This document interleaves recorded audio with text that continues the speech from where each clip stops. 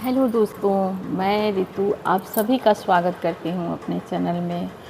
तो दोस्तों, हम आज आप लोगों को कुछ महत्वपूर्ण बातें बताना चाहते हैं और जिसे कि जानना हम सभी यूट्यूब की बहनों के लिए बहुत ही ज़्यादा ज़रूरी है और जानना भी चाहिए।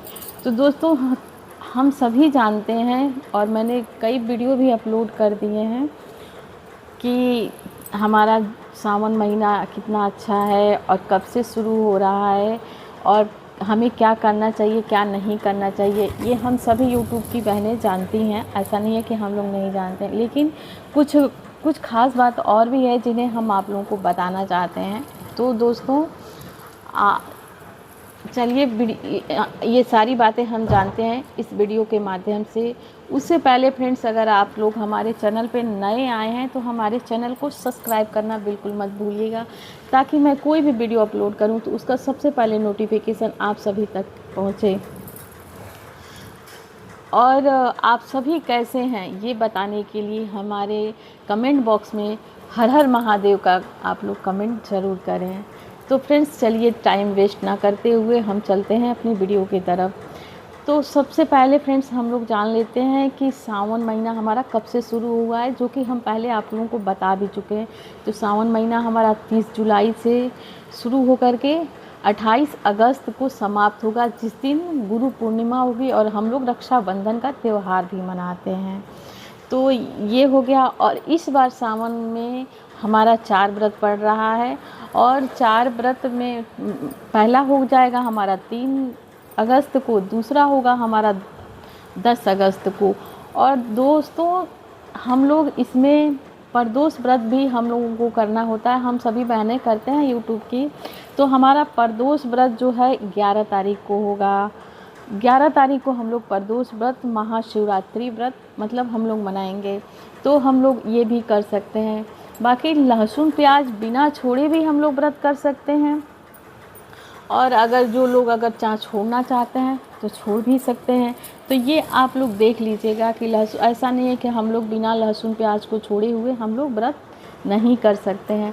आप लहसुन प्याज खाइए, लेकिन अगले दिन जिस दिन आपको व्रत रहना है उस दिन आप सिर धुल करके स्नान करके और उसके बाद आप अगले दिन व्रत रख लीजिए।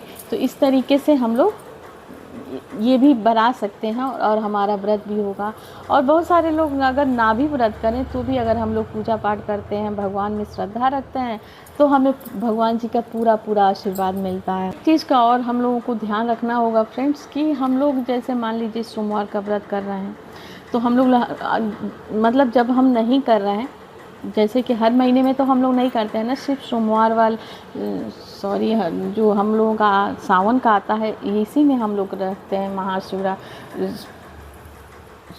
सोमवार का व्रत। तो हम लोगों को क्या करना है कि जब हम लोग मतलब मान लीजिए कि संडे की मतलब इतवार की शाम को हम लोग भोजन करने के बाद जो हम लोग रोज़ ब्रश यूज करते हैं उस ब्रश को हम लोग मतलब रात में ब्रश कर लेंगे।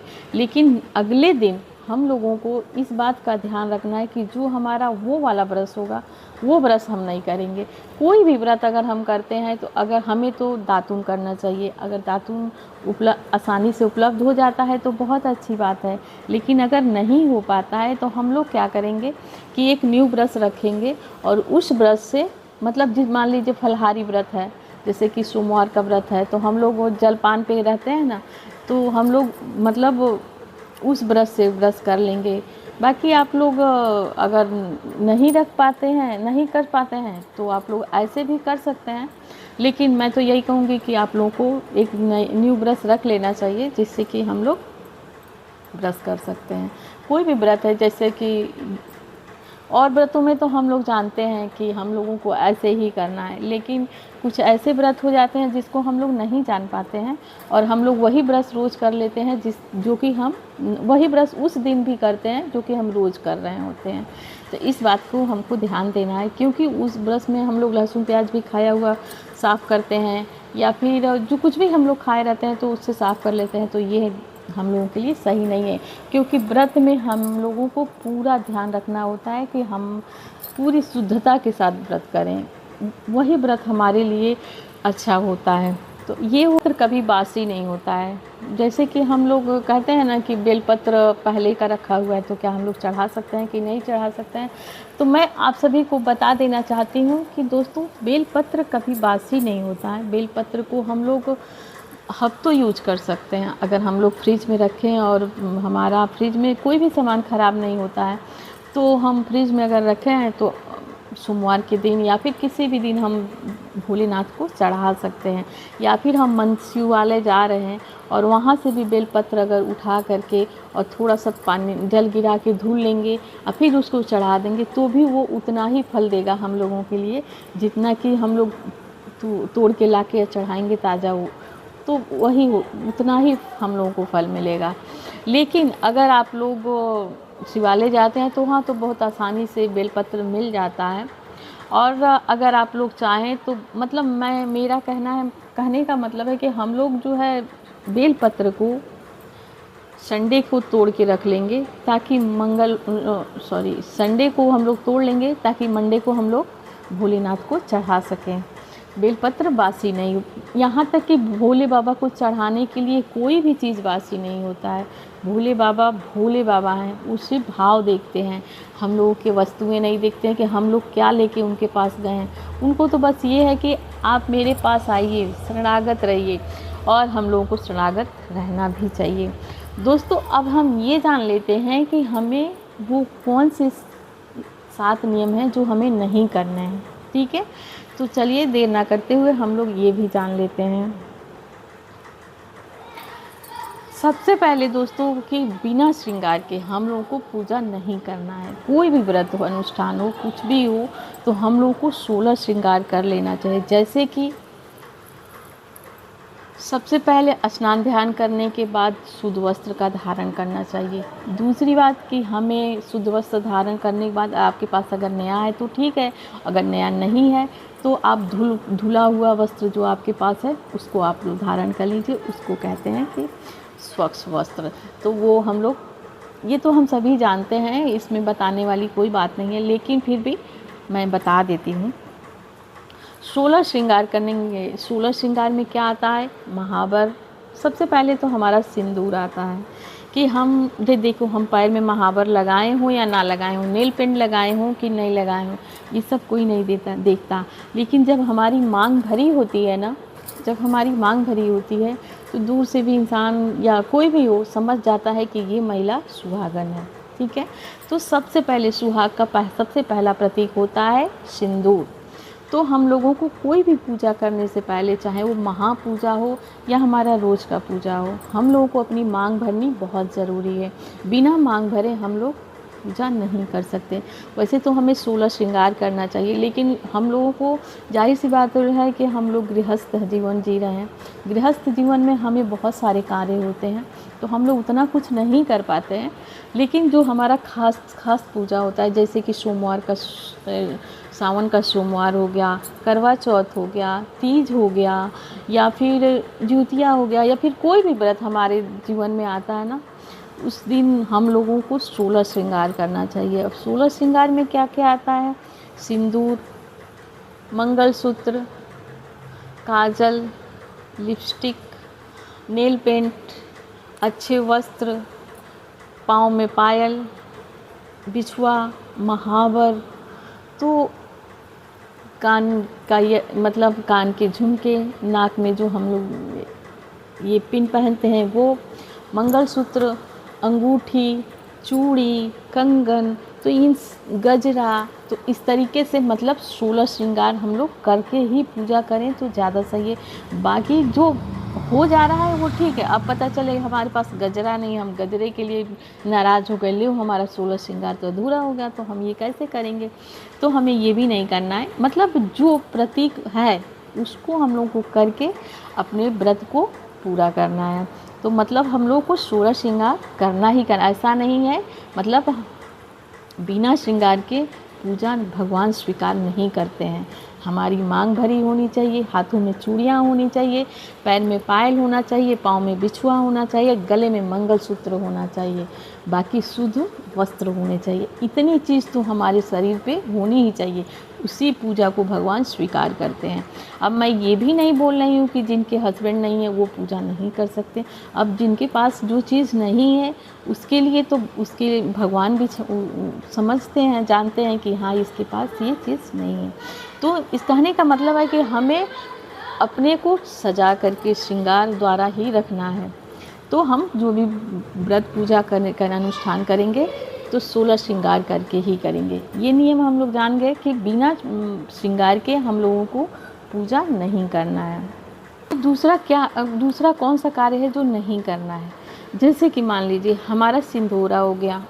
बहुत सारी महिलाएं जानती भी हैं, लेकिन बहुत सारी हमारी बहनें हैं जो नहीं जानती हैं। तो मैं चाहती हूँ कि हमारी यूट्यूब की सारी बहनों को सारी चीज़ें पता होनी चाहिए। हम जो सिंदूर होता है ना, हमारे पास जो सिंदूर होता है, हम सिंदूर को जो सिंदूरे से स्पर्श करा लेते हैं, उसमें से हमें किसी को भी नहीं देनी है कि आप चलो कोई हमारे घर आ गया तो हम उसमें से लगा दें। नहीं, आप अलग साफ़ सुथरा रखिए, उसमें से आप दीजिए।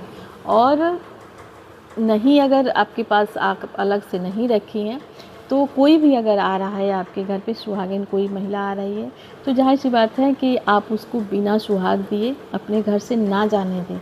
मतलब एक लड़की आती है जब ससुराल से मायके, तो मायके से उसका मांग भरा हुआ जाना चाहिए। आपके पास अगर नहीं है तो आप साफ़ स्वच्छ मंगा करके फिर उसकी मांग भर दीजिए, लेकिन वैसे मत जाने दीजिए। कोई भी महिला आपके घर में अगर आती है सावन के महीने में तो उसकी मांग ज़रूर भरनी चाहिए, लेकिन हमें अपने सिंदूरे से या फिर जो हम अपने सिंदूरे से स्पर्श करा करके रखें उसमें से नहीं करनी है। तो ये काम हमें नहीं करना है। बाकी आप अपने लिए रखिए और अपनी मांग को भरिए। चढ़ाते हैं, जो सिंदूर चढ़ाते हैं, और उस सिंदूर को हम लोग मतलब सिंदूरे में रख दें। जो हम माता जी के पास से चढ़ा के लाते हैं ना, उसको हम लोग सिंदूरे में रख दें, ताकि वो हमारे लिए प्रसाद के स्वरूप हो गया और उससे हम अपनी मांग भर सकते हैं। उसमें से किसी दूसरे को नहीं देना है ये बात। और हमें क्या नहीं करना है, सावन में हमें अपने बालों की कटिंग बिल्कुल भी नहीं करनी है। बहुत सारे लोग होते हैं ना कि हस्बैंड लोग ऐसे होते हैं कि ये पैसे लो और जाओ तुम अपने बाल को सेट करा के आओ, हेयर कटिंग करा के आओ थोड़ी अच्छे से। जब सारा लुक तुम्हारा सही हुआ है तो अपने बालों की भी थोड़ा डिज़ाइन बदल दो। लेकिन हम महिलाओं को इस बात का ध्यान देना है कि हमें सावन महीने में अपने हेयर कटिंग नहीं कराने हैं बिल्कुल भी। ये मैं पहले भी वीडियो में आप लोगों को बता दी हूँ, आप लोग चेकआउट कीजिएगा, वहाँ से आप लोगों को मिल जाएगा कि आप लोग ज़रूर देख पाएंगे कि हमें सावन में हेयर कटिंग नहीं करानी है। और हमें पांचवा काम कौन सा नहीं करना है कि हमें सोमवार के दिन, जिस दिन हम लोग अपनी सुहाग के लिए व्रत रखते हैं, तो सोमवार के दिन हमें अपने सिर को नहीं धुलना है। मतलब सिर पर से स्नान नहीं। कोई भी हम लोगों को व्रत करना हो तो हम एक दिन पहले अपने सिर को धुल करके स्नान कर सकते हैं, उसके बाद हम लोग अगले दिन पूजा पाठ कर सकते हैं। लेकिन व्रत वाले दिन हमें, कोई भी व्रत अगर हम करते हैं, तीज हो गया, कोई भी व्रत, तो हमें सोमवार हुआ या भी कोई भी व्रत हुआ, व्रत में हम अपने सिर को नहीं धुलते हैं। इस बात का भी हमें ध्यान रखना है कि हमें सोमवार के दिन अपने सिर को नहीं धोना है। बेलपत्र हमें सोमवार को नहीं तोड़ना है। हमने पहले भी आपको बता दिया कि बेलपत्र हमें सोमवार को नहीं तोड़ना होता है। बाकी मंदिर से आने के बाद तो ये 7 नियम थे कि हमें ये काम नहीं करना। एक काम और नहीं करना है फ्रेंड्स, जो हम लोग भगवान को अक्षत चढ़ाते हैं या कोई भी फल चढ़ाते हैं, तो इस बात का भी हमें विशेष ध्यान देना है कि हमें फल को, नहीं होता है कि थोड़ा काट करके माता जी को चढ़ा दो, थोड़ा काट के भगवान शंकर जी को चढ़ा दो, थोड़ा काट के गणेश जी को चढ़ा दो। ऐसा नहीं करना है। हमें जो भी चढ़ाना है ना भगवान के पास, पूरा यानी खड़ा चढ़ाना है। कोई भी फल अगर हम लोग चढ़ाते हैं तो फल को हमें पूरा चढ़ाना है, काट के नहीं चढ़ाना है। खास करके जो हम लोग अक्षत चढ़ाते हैं, भगवान को अक्षत चढ़ाते हैं ना हम लोग, तो उस अक्षत को भी हम लोग ध्यान दें कि उसमें से खंडित, जो मतलब नहीं होता है, एक पूरा चावल का दाना होता है और एक होता है कि टूट जाता है, तो हमें इस बात का ध्यान रखना है कि हमें टूटा हुआ चावल भी भगवान को अर्पित नहीं करना। चाहे वो विष्णु भगवान हुए, तुलसी माता हुई, या फिर भोलेनाथ हुए, लक्ष्मी माता हुए, किसी भी देवता को हम लोग खंडित चीज़ अर्पित ना करें, ये सबसे बेहतर बात होगी कि हम लोग खंडित चीज़ें भगवान को अर्पित ना करें। कहते हैं ना कि जो हम लोग दान करते हैं, पुण्य करते हैं, वही हम लोगों को मिलता है। तो हमें खंडित चीज़ों की ध्यान देना है कि हमें खंडित चीज़ें नहीं भगवान को अर्पित करना है। बाकी हम लोग मंदिर जाते हैं तो अब हमें क्या करना चाहिए ये भी हम जान लेते हैं। तो हम लोग मंदिर जाते हैं, सिर ढक कर के हमें पूजा करना चाहिए। अब वीडियो में मैं देखिए, मैं वीडियो में अपना सर नहीं ढकी हूँ, तो आप लोग ये मत सोचिएगा। मैं कोई भी पूजा करती हूँ, यहाँ तक कि मैं शाम का दिया जलाऊँ या फिर कोई भी अगर भगवान के मंदिर के सामने हाथ भी जोड़ती हूँ तो मेरा सिर ढक जाता है।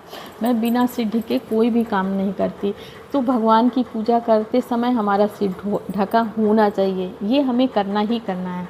दूसरी बात कि जब हम लोग मंदिर जाते हैं तो मंदिर से जाते हुए हम लोग किसी का चरण स्पर्श करें या ना करें, लेकिन जब हम मंदिर से आएँ तो जो भी हमारे सामने बड़ा दिख रहा है, जैसे कि हमारे पति हो गए, हमारे सास ससुर हो गए, हमारे जेठानी हो गई, मतलब कोई भी अगर बड़ा दिख रहा है तो हमें उन लोगों का चरण स्पर्श ज़रूर करना चाहिए। अपने से बड़ों का व्रत में आशीर्वाद ज़रूर ले लेना चाहिए। तो इस बात का भी हमें ध्यान रखना है।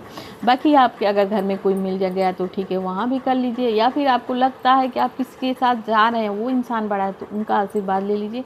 लेकिन पूजा पाठ करने के बाद किसी बड़े का आशीर्वाद मिल जाए तो ये सबसे अच्छी बात होती है। इस बात का ये काम हमें करना ही करना, आशीर्वाद लेना है। अगर आपका रिलेटिव कोई दूर रह रहा है तो आप कॉल कर लीजिए, लेकिन आशीर्वाद ज़रूर लीजिए। ये हो गया। और तीसरी बात हमें क्या करना है कि हम मंदिर जाते हैं, मंदिर से हम जब वापस आते हैं, मतलब आने के लिए भगवान के सामने हाथ जोड़ रहे होते हैं, तो वहाँ से शिवालय की बात कर रही हूँ। अगर हम शिवालय से जब घर के लिए चलते हैं तो वहाँ से एक बेलपत्र उठा लें, प्रसाद के रूप में लेके आएँ, या फिर आप कोई फूल उठा लें, कुछ भी, मतलब कुछ ले करके। कहते हैं कि अपनी हाथ को खाली ले करके भगवान के दरबार से ना खाली जाना चाहिए और ना ही उधर से खाली आना चाहिए। तो हम जब भी जाते हैं भगवान जी की पूजा करने तो लोटा भर के लेके जाते हैं, और उधर से प्रसाद में थोड़ा सा ही उसमें जल सही, लेकिन हम लोग लेके आते हैं।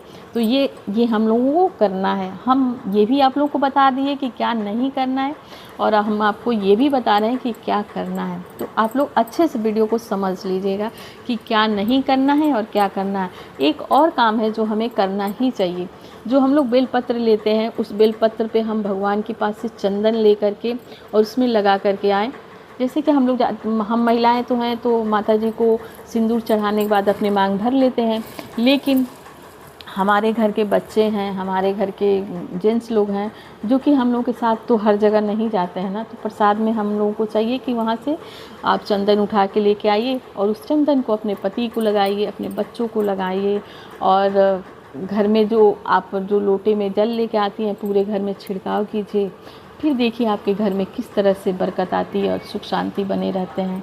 तो उम्मीद करती हूँ फ्रेंड्स कि आप लोग सारी बातें समझ गई होंगी, क्योंकि हमारी वीडियो देखिए बात छोटे छोटे करने में भी बहुत ज़्यादा बड़ी हो जाती है। लेकिन क्या पता हमारी कुछ बहनें देखती हैं, कुछ बहनें नहीं भी देखती होंगी, लेकिन जो लोग भी हमारी वीडियो पूरी देखेंगे ना, उन लोगों को ज़रूर समझ में आएगा कि मैंने जो भी बताया बिल्कुल सही बताया है और आपके लिए बेहतर ही बताया है, क्योंकि मैं वही चीज़ बताती हूँ आप लोगों को जो कि मैं खुद फॉलो करती हूँ।